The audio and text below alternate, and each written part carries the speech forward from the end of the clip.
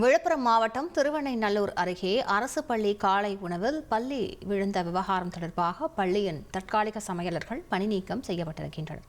கூடுதல் விவரங்களை செய்தியாளர் கோபிநாத் கூற கேட்கலாம். கோபிநாத், எவ்வளவு சமையலர்கள் பணி நீக்கம் செய்யப்பட்டிருக்கிறார்கள்? இது தொடர்பாக மேலும் என்னென்ன நடவடிக்கைகள் எடுக்கப்பட்டு வருகின்றன? விவரங்களை பதிவு பண்ணுங்க. விழுப்புரம் மாவட்டம் திருவெண்ணைநல்லூர் பக்கத்துல இருக்கிற கிராமம் தாங்க ஆனாவாரி கிராமம். ஒரு சின்ன கிராமங்க இது. இந்த ஊர்ல பாத்தீங்கன்னா ஊராட்சி ஒன்றிய நடுநிலைப் பள்ளி இயங்கி வருது. இந்த பள்ளியில 100க்கும் மேற்பட்ட மாணவ மாணவிகள் படிச்சுட்டு இருக்காங்க.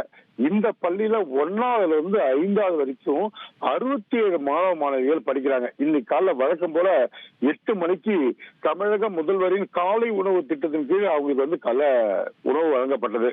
இதுல பாத்தீங்கன்னா அந்த பள்ளியில வேலை செய்யக்கூடிய சமையல்கள், தற்காலிக பணியாளர்கள் சசிகலா மற்றும் கலைச்செல்வி ஆகிய 2 பேருமே காலைல உணவு வழங்குறாங்க. கடைசியில பாத்தீங்கன்னா எல்லாருக்கும் உணவு கொடுத்துட்டு கடைசி தட்டுல பாத்தீங்கன்னா பள்ளியோட வால் மட்டும் இருக்கு.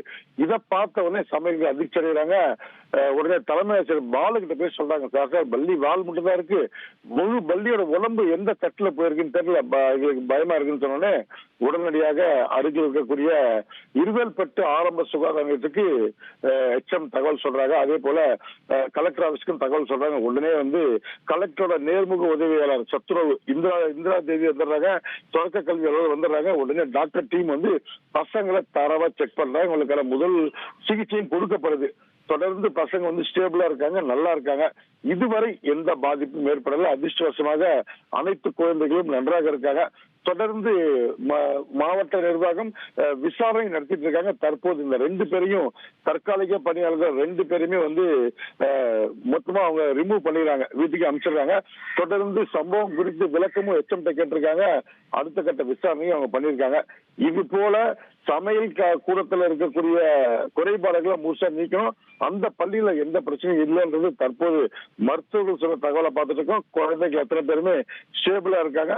பள்ளியோட மற்ற பாகங்கள் எங்க இருக்கு பசங்களை முதல்ல இந்த தகவல் வந்தோன்னு எச்எம்ல சொல்ல யாருமே சாப்பிட விடல. முதல்ல பசங்கிட்ட இருந்து தட்டை முதல்ல வாங்கிடுறாங்க. அதன்படி குழந்தைகள் எல்லாமே இப்ப நல்லா இருக்காங்க. இந்த சம்பவம் மாவட்டத்துல மிகப்பெரிய பரபரப்பை ஏற்படுத்துக்குன்னு சொல்லலாம். விவரங்களுக்கு நன்றி கோபிநாத். உங்கள் தந்திவன் தொலைக்காட்சியில் வான் வருவான் புதன்தோறும் இரவு 8 மணிக்கு காண தவறாதீர்கள்.